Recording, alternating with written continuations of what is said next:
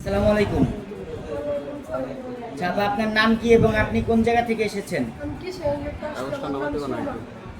আচ্ছা আপা, আপনার কিশোরগঞ্জ থেকে আসছেন এবং আপনার নাম সুমা। আপনি আপনার হাতে আমরা একটা সিরিয়াল নাম্বারের কাগজ দেখতে পাচ্ছি না, এটা একটু নিচে নামান হালকা। হ্যাঁ, বা আপনি রেখে দেন, এটা লাগবে না। এটা কি আপনার সিরিয়াল নাম্বারের কাগজ? এটা কোন জায়গাতে পেয়েছেন? বয়েসেলে ইন্টারভিউ দেওয়ার পরে এই কাগজটা আপনাকে দিয়েছে। আচ্ছা, আপনি কোন গার্মেন্টস ইন্টারভিউ দিয়েছিলেন? রিচপাইন ইন্টারন্যাশনাল গার্মেন্টসে। এটা কোন জায়গায় অবস্থিত? জর্ডানে। আচ্ছা, বা আপনি আমাদের এই দুরন্ত রিক্রুটিং ট্রাভেল এজেন্সিতে আজকে থেকে কতদিন আগে আসছিলেন?